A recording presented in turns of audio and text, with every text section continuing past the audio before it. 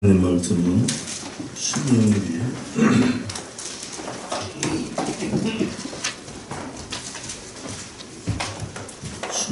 28장 20절부터 22절까지 우리 함께 한 목소리로 공독하겠습니다. 신명기 28장 20절.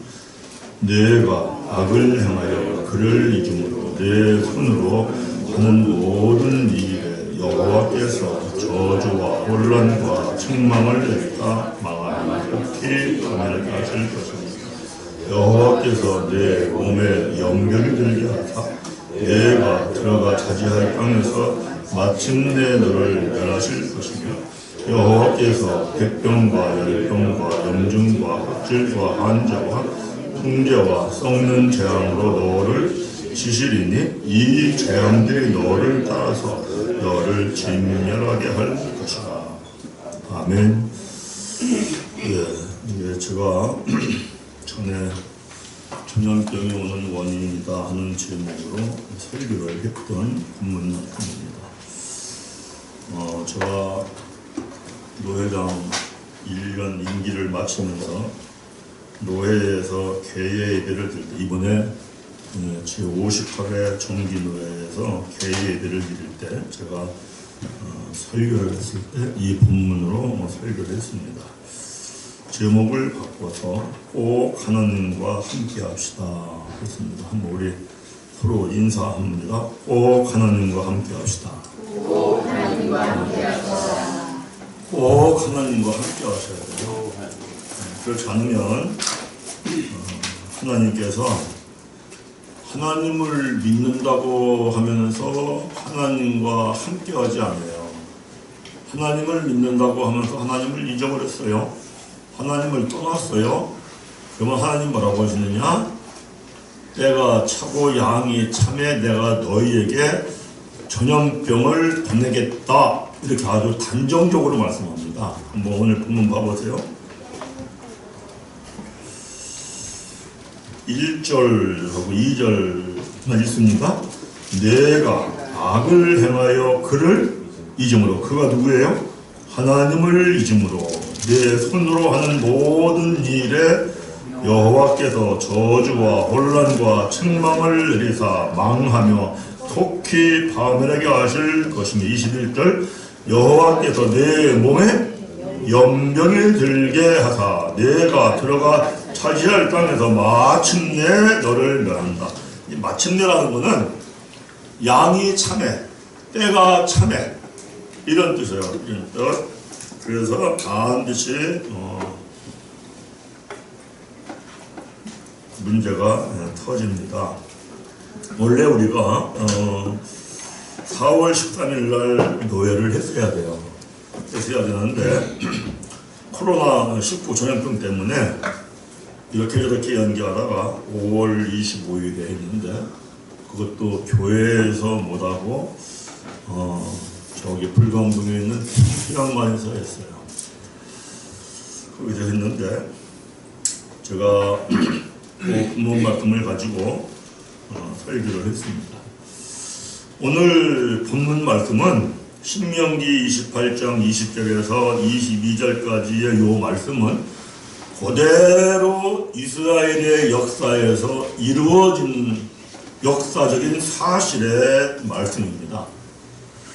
하나님께서 BC 1445년에 출애굽을 이스라엘 백성들 애굽에서 출애굽을 시킵니다. 그리고 출애굽을 한 후에 시내산에서 율법의 말씀을 주십니다. 그때에 주신 말씀이 이 말씀도 주신 거예요. 신명기 28장 20절에서부터 내가 악을 행하여 그를 잊음으로 내 손으로 하는 모든 일에 여호와께서 저주와 혼란과 책망을 내리사 망하며 속히 파멸하게 하실 것이며 여호와께서 내 몸에 병이 들게 하사 염병이 들게 하사 내가 들어가 차지할 땅에서 마침내 너를 멸하실 것이다.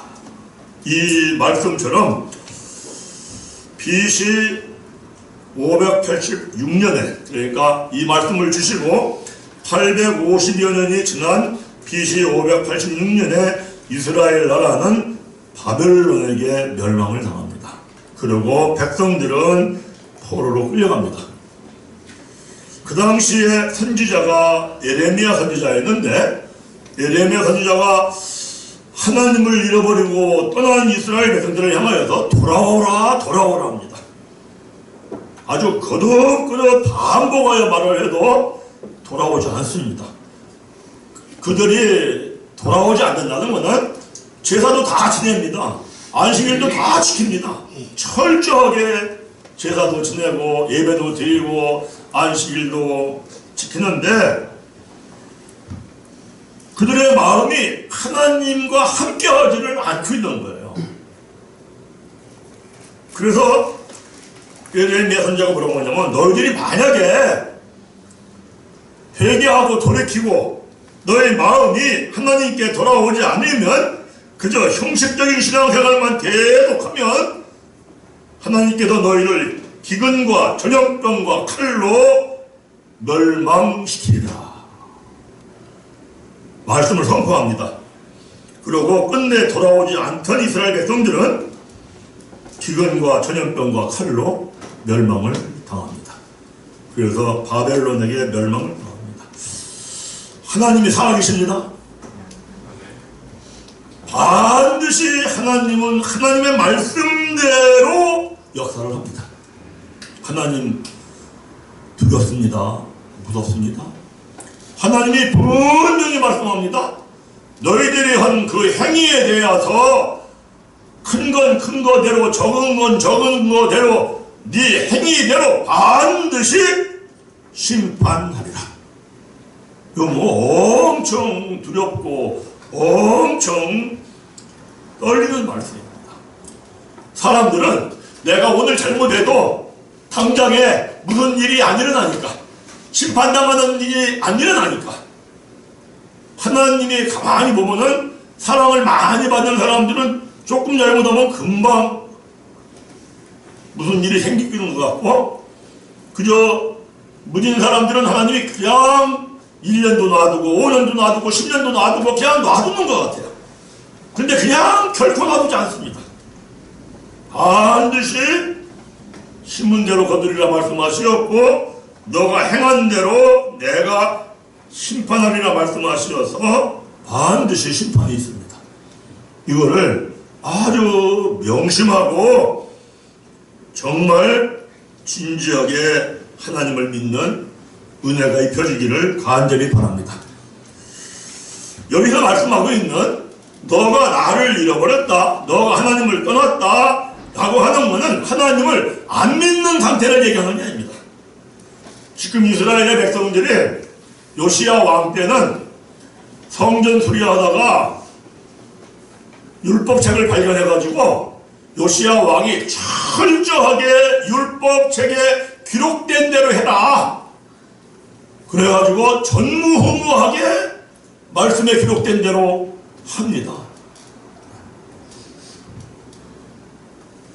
근데 문제는 뭐냐면은 율법을 통하여 죄를 깨닫고 회개하고 하나님과 함께하는 생활을 해야 되는데 말이나 행동은 한다고 하면서 마음은 멀어졌어요. 그래서 그러한 이스라엘 백성들을 향하여서 너희는 하나님을 잃어버렸다, 하나님을 떠났다 이렇게 얘기합니다. 그러면 도대체 어떻게 하나님을 믿었길래, 또 어떻게 하나님을 믿어야 하나님께서 너희가 나를 떠나지 않고 나하고 함께하고 있어, 이렇게 말씀을 하시겠냐는 거예요. 아담과 하와가 에덴 동산에서 선악과를 따먹는 죄를 범합니다. 그래서 하나님과의 관계가 단절돼 버립니다. 아담의 죄를 전가받아 태어난 모든 사람은 태어날 때부터 죄인으로 태어납니다. 이 이야기는 태어날 때부터 하나님과 단절된 상태로 세상에 태어나서 하나님과 단절된 상태로 인생을 시작을 합니다. 하나님께서는 이와 같이 죄 때문에 잔del된 상태에 있는 백성들과 관계를 회복해서 함께 하시려고 주신 것이 율법이고, 그리고 제사입니다. 오늘날로 말하면 예배입니다. 그래서 율법을 통하여, 예배를 통하여 단절된 하나님과의 관계가 회복돼서 함께 하게 하시려고 하나님이 율법도 주시고 제사도 제정해 주시고 이렇게 하셨습니다. 근데 문제는 하나님께서 백성들과 단절된 관계를 회복하고 함께 하시려고 하신 그 율법과 제사가 오히려 하나님과 더 멀어지는 역할을 했다는 겁니다. 왜 그러냐 하면은 먼저 율법에 대하여 보려고 합니다.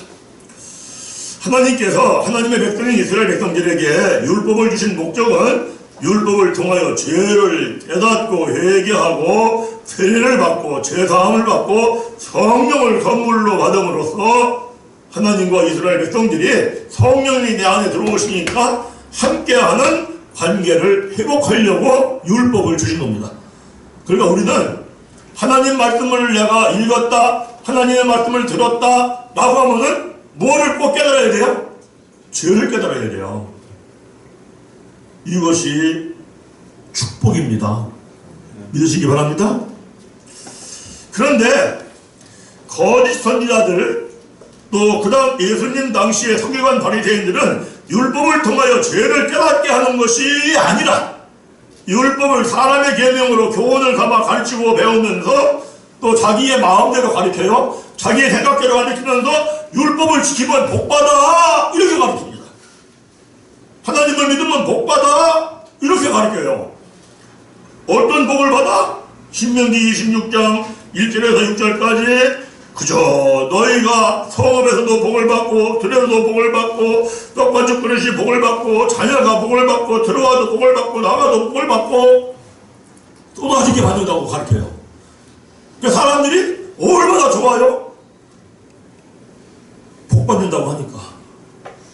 그래서 그냥 복을 받으려고 열심히 하나님을 믿습니다. 복을 받으려고 열심히 말씀을 지키려고 합니다. 복을 받으려고 열심히 예배를 드리고 복을 받으려고 열심히 제사를 드립니다. 그러면은 복을 받으려고 하는 그때부터 내 마음에 뭐가 커져요? 욕심이 커져요. 탐심이 커지고, 그러면은 야고보서 1장 15절에 욕심이 잉태한 즉 죄를 낳고 죄가 장성한 즉 사망을 낳느니라. 그럼 내 안에 욕심이 커져요. 탐심이 커져요. 그냥 곧바로 영이 죽어버려요. 곧바로 영이 죽어버리면 하나님과 함께할 수 있다 없다? 절대 하나님과 함께할 수 없어요. 그래서 하나님과 단절된 겁니다. 그러니까 겉으로는, 입으로는 나 하나님 믿어, 그리고 겉으로는 열심히 행동을 하고 섬기는데 마음은 복받는 데 있어요. 그러면은 하나님과 관계는 끊어지는 겁니다.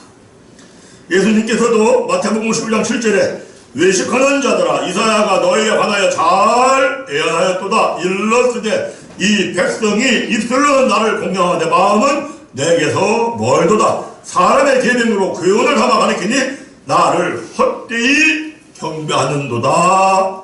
이렇게 말씀합니다. 오늘날 이게 한국교회의 문제입니다. 오늘날 이게 목사들의 문제입니다. 교인들의 문제입니다. 그래서 제가 이 본문 말씀으로 설교를 한 겁니다. 문제는 오늘날도 대부분의 하나님의 말씀을 가르치기나 배우는 사람들이 뭐를 좋아하느냐? 말씀을 지키면 복받아, 예배드리면 복받아, 이걸 좋아해요. 설교를 통하여, 말씀의 가르침을 통하여 죄를 깨닫게 하는데 관심이 별로 없어요. 왜? 그렇게 하면은 복받기를 좋아하고 축복받기를 좋아하는 사람들이 듣기 싫어서 교회 안 오고, 그러고 말씀 지키면 복받아, 하나님 믿으면 복받아, 아주 그거를 말을 잘 아주 능숙하게 하는 설교자를 찾아서 그 교회를 찾아가요. 그거 아주 심각한 문제예요. 제가 신학대학원 1학년 입학했을 때입니다.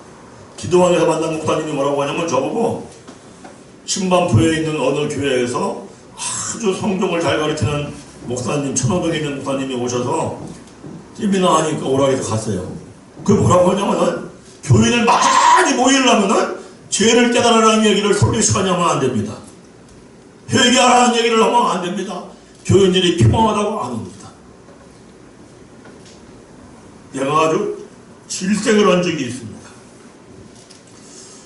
교회가 목사님들 생각에 유지가 돼야 되고 또 분봉도 돼야 되고 이왕이 목회하니까 크게 하면 좋겠고 다 일반적으로 할 수 있는 생각입니다. 그래서 하나님의 말씀을 사람의 계명으로 가르치고 자기 마음대로 가르치고 자기 심령에 나타나는 대로 가르칩니다. 그런데 분명하게 에스겔서 13장 3절 4절에서 뭐라고 하냐면은 하나님의 말씀을 자기의 마음대로 자기의 심령을 따라 가르치는 선지자들은 황무지에 있는 여우 같다 라고 책망합니다. 또 에스겔서 13장 9절에 자기 심령을 따라 가르치는 선지자들은 내 백성의 공회에 들어오지도 못하며 이스라엘 족속의 호적에도 기록되지 못하리라. 그러면 천국을 간다는 거예요? 못 간다는 거예요? 못 간다는 거예요. 그러면 가르치는 자하고 배우는 자가 둘 다 못 간다고 성경은 얘기합니다. 그래서 예수님이 신약에서 얼마나 책망하느냐면 그렇게 가르치는 서기관 바리새인들한테 이 독사의 새끼들아 하고 책망합니다. 에스겔서 37장에는 하나님의 말씀을 대언만 해라. 대언만. 이러하다라고만 얘기해라. 2장에서는 그럽니다. 하나님의 말씀은 이러하시다라고만 해라. 그러면은 이 백성들이 패역해서 안 들으려고 할 것이다. 안 듣는다 할지라도 선지자가 있은 줄은 알지니라. 요한계시록 22장 18절에 이렇게 말씀합니다. 내가 내 두루마리의 예언의 말씀을, 성경 말씀을 듣는 모든 사람에게 증언하노니 만일 누구든지 이것들 외에 더하면 하나님이 이 두루마리에 기록된 재앙들을 그에게 더하게 하실 것이요. 만일 누구든지 이 두루마리 예언의 말씀에서 제하여 버리면, 하나님의 뜻을 더하거나 자기 마음대로 제하여 버리면 하나님이 이 두루마리에 기록된 생명나무와 및 거룩한 성에 참여함을 제하여 버리리라. 이렇게 말씀합니다. 그래서 설교자는 하나님의 말씀을 사람의 계명으로, 자기 생각으로, 자기 마음대로 교인들 주일날 오니까 피곤하니까 위로해줘야 돼 라는 식으로 전할 수 있는 재량권이 전혀 없습니다. 제가 왜 노예에서 이 설교를 했냐면 제가 노예장 되니까 몇몇 분들이 그래요. 저를 보면은 좀 위로하는 설교를 하세요. 근데 그분들한테 그래요. 목사님, 성경에 위로해주라는 설교가 어디 있느냐. 그거 전부 다 교인들 죽이는 거다. 당신도 죽고. 그래서 한국교회가 지금 이 모양, 이 꼴이 된 거다. 제가 13, 14년 전에 1년 과정에 수업료 750만 원을 내고 설교학교에 다닌 적이 있습니다. 가서 들어보니까 이렇게 얘기를 합니다. 설교를 시작할 때 도입 부분에 교인들이 이해하기 좋고 듣기 좋도록 세상적인 좋은 짧은 예화로 시작을 하라고 합니다. 그래야 저는 그때 그건 아닌 것 같은데 그래도 그렇게 하자 하고 저도 그렇게 했습니다. 그래서 제가 그 설교학교를 그만 다녀야겠다 생각을 했는데 그 당시에 교인 한 분이 저한테, 제가 설교학교 간다고 하니까 저한테 800만 원을 갖고 왔어요. 뭐라고 하냐면은 목사님 750만 원은 회비를 내시고 50만 원은 양복을 한 벌 입고 다니십시오. 그 내가 그만두고 싶어도 그분이 딱 버팅기고 교회에 있으니까 설교기를 안 내릴 수가 없는 거예요. 그런데 1년을 어쨌든 간에 다녔습니다. 지금 대부분의 설교들을 그렇게 합니다. 노예에서도 목사님들 설교하는데 그런 식으로 합니다. 처음 시작하는 부분에 짧고 듣기 좋고 부드러운 세상 예화를 갖다 씁니다. 설교에 대하여 가리키는 방법이 그렇습니다. 그런데 우리 생각해 보자고요. 하나님의 말씀은 거룩합니다. 하나님의 말씀은 신령합니다. 그럼 교인들한테 하나님의 말씀이 거룩하고 하나님의 말씀이 신령할 수 있도록 깨닫게 하고 듣게 해줘야 되지.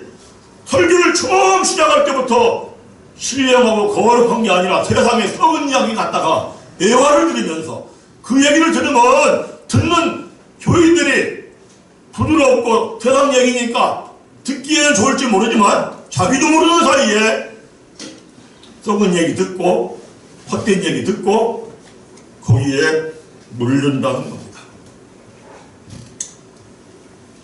우리는 하나님의 말씀이 반드시 말씀대로 깨달아지고 하나님의 말씀이 내 인생의 최고가 되기를 간절히 바랍니다. 무엇보다도 하나님 말씀이 최고야. 반드시 말씀대로 돼. 반드시 말씀 따라 하면은 하나님의 기적같은 역사가 삶 속에서 나타난다 하는 걸 믿으시기를 바랍니다. 자기 심령으로 가르쳐요. 듣기 좋은 얘기 해줍니다. 의료해준다고 합니다. 그거를 성경은 뭐라고 그래요? 너희는 광야에 있는 여우 같다고 얘기합니다. 그리고 너희는 하나님의 나라 호적에서 지워버린다고 얘기합니다. 우리는 정말로 심각하게 생각해 봐야 합니다. 특히 왜 전염병이 왔어요? 오늘 본문에서 분명히 얘기합니다. 하나님을 잊어버리고 신앙생활을 하면 하나님이 전염병을 보내리라. 특별히 오늘날 코로나19라는 전염병을 큰 어려움을 겪는 상황에서 교회는 사회로부터 교회의 문을 폐쇄하라고 압박을 나갑니다. 정말로 우리는 이 말씀을 심각하게 받아들여보고 목사님들은 설교를 어떻게 하고 있는지 점검해야 되고 교인들은 어떠한 설교를 듣기를 좋아하면서 교회 다니는지 스스로 점검을 해봐야 합니다. 왜냐하면 말라기 1장에 내 이름을 멸시하는 제사장들아, 다시 말하면 내 말씀을 멸시하는 제사장들아, 너희 중에 성전문을 닫을 자가 있으면 좋겠다. 이렇게 말씀하시고 구약에서 하나님의 말씀의 계시가 끊깁니다. 그리고 400여 년이 지난 후에 예수님이 이 땅에 오시는 겁니다. 그래서 우리는 말씀을 대할 때마다 하나님이 말씀을 주신 것은 죄를 깨닫게 하기 위함이야. 죄를 깨달아 성령 받는 게 최고 축복이야. 할렐루야. 믿으시기 바랍니다. 둘째는 제사 예배에 대한 문제입니다. 제사 예배를 드리는 것은 하나님과 함께하는 것이 예배예요. 하나님을 만나서 하나님과 함께하는 게 예배인데 내가 죄가 있는 상태가 되면 하나님을 만날 수 있어요? 없어요? 없어요. 죽어요. 그러니까 먼저 제사를 드릴 때 제일 첫 번째 드리는 것이 번제입니다. 번제는 뭐냐면은 죄를 사함받는 거예요. 우리는 알아야 돼요. 하나님은요, 내가 말로만 하나님을 찾아요. 내 마음은 하나님과 멀어요. 그래도 하나님 이거 해주세요, 하나님 이거 해주세요, 하나님 이거 해주세요 하면은 하나님은 응답을 해주신다는 거예요.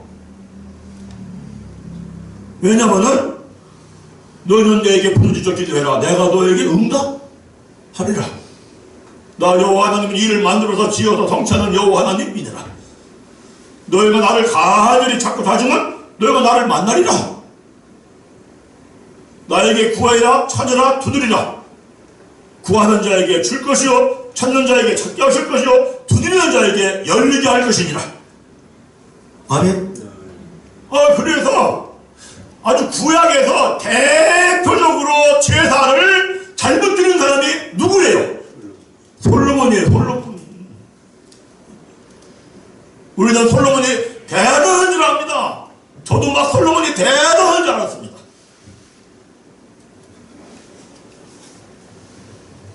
말씀을 깨달으니까 대단한 게 아니라 대단하게 타락한 사람이야.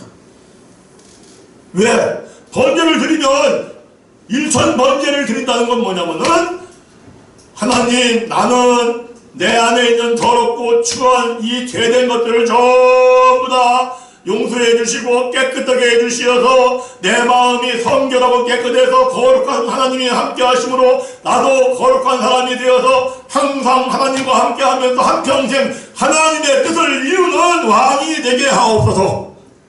이렇게 기도를 해야 되는데 이런 기도는 전혀 하지 않고 열왕기상 3장 11절 보면 솔로몬이 구한 거에 대해서 이렇게 얘기합니다. 오직이야. 오직 송사를 듣고 분별하는 지혜를 구했더라. 왕이 됐으니까 세상 일 잘 처리해서 불국강병 낼 수 있도록 지혜를 구했어요. 그럼에도 불구하고 하나님이 너 그거 안 된다 이러지 않았어요. 내가 너에게 지혜도 주고 부귀영화를 줄게. 그래서 솔로몬이 많은 금과 은과 보물과 병거와 마병이 쌓여서 열왕기상 10장에 그럽니다. 솔로몬 왕의 재산과 지혜가 세상의 그 어느 왕보다 전무후무하게 크게 되었더라. 솔로몬 왕이 그 어느 왕보다 크게 되었을 때 솔로몬 왕은 신명기 17장 16절 17절에 이런 말씀이 있습니다. 왕은 병마를 많이 두지 말 것이요. 왜? 병마를 많이 두면은요 하나님을 의지해요, 병마를 의지해요? 병마를 의지해요. 그래서 너는 하나님만 의지해야 돼. 병마를 많이 두지 마. 그 다음에 16절에 17절에 그럽니다. 왕은 아내를 많이 두어 왕의 마음이 미혹되게 하지 말 것이면 남자는 여자한테 미혹당하게 되어 있습니다. 그래서 여자를 많이 두지 말라겠어요. 그리고 자기를 위하여 은금을 많이 쌓지 말 것이니라. 은금이라는 건, 재물이라는 건 묘해요. 쌓으면 쌓을수록 더 쌓고 싶어. 쌓으면 돈이 없을 때다 1억만 있으면 좋아. 1억이 들어오면 10억이 들어오면 100억? 그럼 만족하고 됐어야 되는데 그 다음에는 1000억? 그래서 더 내가 돈이 있을 때, 권세가 있을 때 부지런히 하나님을 섬기시기 바랍니다. 하늘나라 창고에 쌓는 게 축복입니다. 믿으시기 바랍니다. 마태복음 6장에 그렇게 얘기합니다. 계속 창고에 쌓아요. 그러면은 타락합니다. 솔로몬이 많은 재물이 들어오고 1000여 명의 아리따운 여자들이 들어왔을 때 쌓아놓을 것이 아니라 하나님이 말씀하시기를 나는 재물을 쌓으지 말라고 했어. 하나님이 말씀하시기를 우리는 왕은 여자를 많이 거느리지 말라고 했어. 다 돌려보내면서 너희 나라에 돌아가서 하나님을 잘 믿어, 하나님을 잘 섬겨. 이렇게 제사장 나라의 사명을 감당했어야 합니다. 그렇게 하지 않았어요. 계속 쌓아왔습니다. 그거는 솔로몬 왕이 하나님의 말씀에 불순종한 겁니다. 세상의 그 어느 왕보다 전무후무하게 많은 금은보화를 쌓아놓고 처첩을 1000명이나 데리고 살았다 할지라도 그 결과는 호세아서 4장 7절에 그들은 번성할수록 내게 범죄하니 내가 그들의 영화를 변하여 욕이 되게 하리라. 이런 말씀처럼 솔로몬 왕이 번성할수록 하나님께 범죄한 것이 되어 결국 하나님을 떠납니다. 하나님이 친히 2번이나 나타나서 돌아오라고 합니다. 안 돌아옵니다. 그러고 죽을 때 뭐라고 합니까? 허무하다, 헛되다. 전도서에 5번이나 헛되다라고 하면서 타락한 인생이 돼서 죽습니다.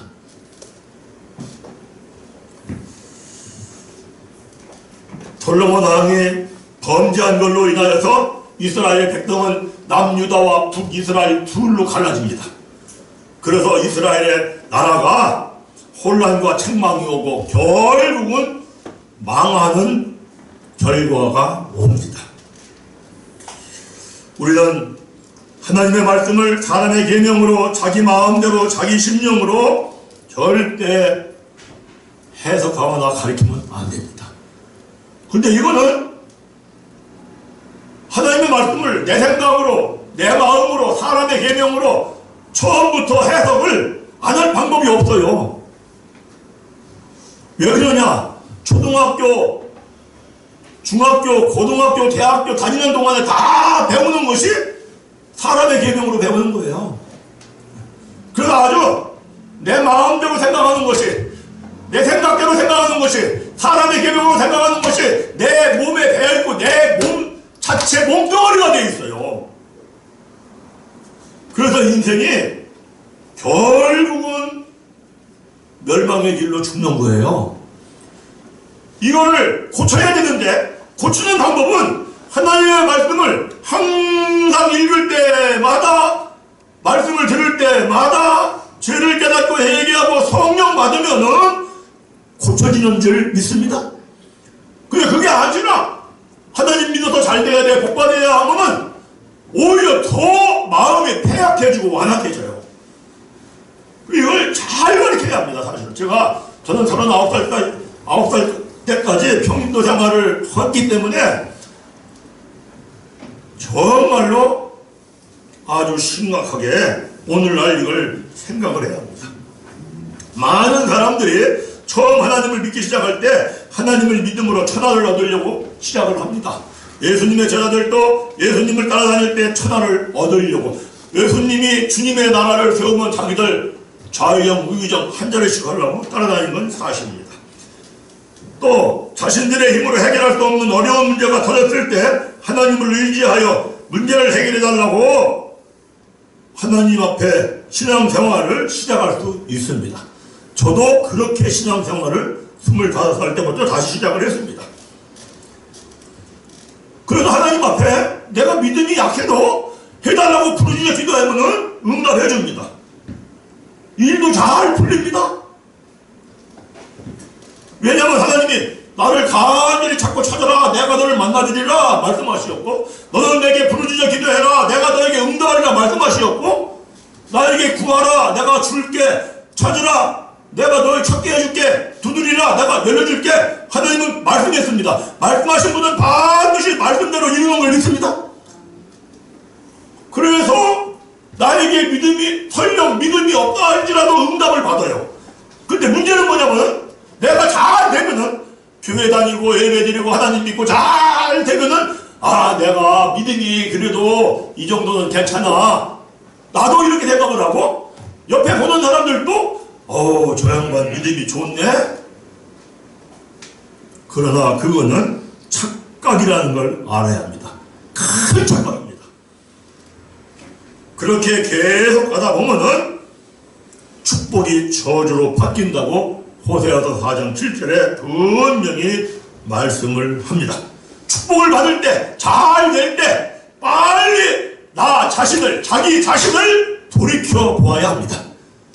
정말 내가 하나님을 믿는 믿음 생활을 바르게 하고 있고 하나님이 주신 재물을 바르게 쓰고 있나 돌이켜보고 점검해보는 것이, 그것이 축복입니다. 누가복음 5장에 보면 시몬 베드로가 밤이 맞도록 물고기 한 마리도 못 잡습니다. 그때 예수님께서 나타납니다. 그리고 시몬 베드로에게 명령합니다. 오른쪽에 가서 그물을 던져라. 시몬 베드로가 그 말씀에 순종해서 오른쪽에 가서 그물을 깊은 데 던집니다. 그런데 놀랍게 그물이 찢어질 정도로 고기가 잡힙니다. 그래가지고 2배의 그물이 가득 찹니다. 그때 우리 같으면 뭐라고 할 것 같습니까? 예수님, 주님 감사합니다. 한 번만 더 명령해 주세요. 다분히 그렇게 할 수 있습니다. 근데 베드로는 그러지 않았습니다. 주여 나는 죄인으로소이다. 나를 떠나소서. 그때 예수님이 베드로를 제자 삼았습니다. 내가 잘 될 때, 내가 죄인인 걸 깨닫고 무릎을 꿇으면 하나님이 영광의 길로 인도할 줄을 믿습니다. 여러분들 축복받을 때, 잘 될 때, 그때 꼭 내가 죄인인 걸 깨닫기를 바랍니다. 그러면은 그 사람은 계속하여서 하나님이 주시는 영광의 축복의 길을 걸어갈 걸 믿습니다. 그러나 만약 그렇게 하지 않고 세상적으로 더 잘되게 해달라고 하고 더 크게 되게 해달라고 하면 하나님이 그렇게 해줄 수는 있습니다. 그래서 한동안은 잘 됩니다. 그러나 호세아서 4장 7절 말씀처럼 그들은 번성할수록 내게 범죄하니 내가 그들의 영화를 변하여 욕이 되게 하리라 하는 말씀처럼 반드시 축복이 저주로 바뀝니다. 우리는 이런 사람들을 종종 봅니다. 큰 교회 장로님입니다. 큰 권세를 잡았습니다. 큰 재물을 모았습니다. 회장이라고 합니다. 부회장이라고 합니다. 대단해서 야 정말 믿음이 좋아. 또 교회에서도 봉사를 참 잘합니다. 정말 믿음이 좋아. 그런데 어느 날 갑자기 비사건이 터져버리면은 연관되어 가지고 자살을 하든지 감옥을 갑니다. 이것이 오늘날 한국 교회의 형편이고 모습입니다. 우리는 여기에서 회개하고 돌이켜야 합니다. 이것만이 우리나라가 사실은 살 길입니다. 말씀을 마무리합니다.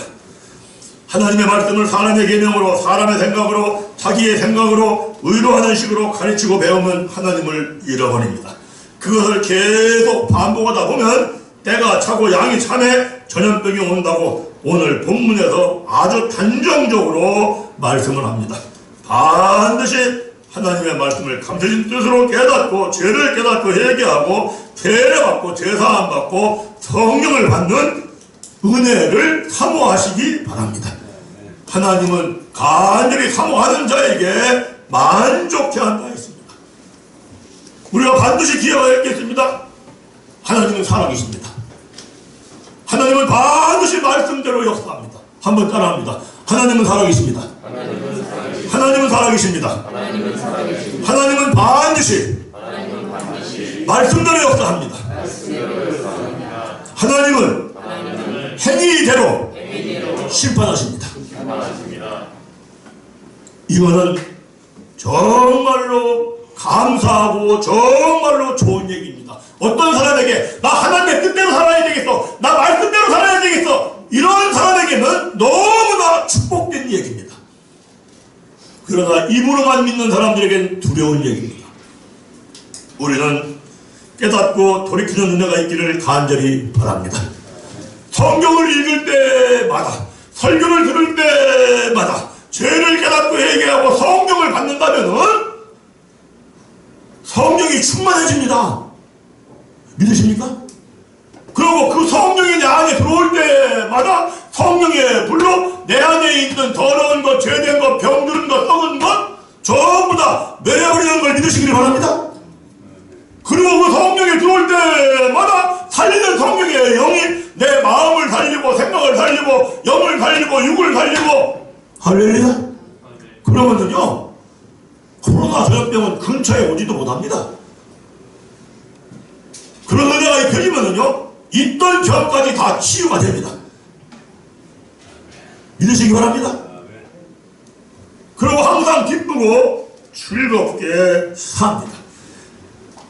그래서 고린도전서 15장 42절의 말씀처럼 썩을 몸, 욕된 몸, 약한 몸, 병드는 몸 전부 다 잘라버리고 매버리고 없어져버리고 할렐루야. 썩지 아니할 몸으로 다시 살아나고 영광의 몸으로 다시 살아나고, 영광이라는 건 사망 권세를 멸하고 승리한 부활의 영이 영광의 영입니다. 내 몸이 부활의 몸으로 다시 살아납니다. 건강한 몸으로 다시 살아나고, 강한 몸으로 다시 살아나고, 신령한 몸으로 다시 살아나고, 그리스도의 몸으로 다시 살아나는 줄 믿습니다. 이렇게 반드시 이렇게 살아나야 됩니다.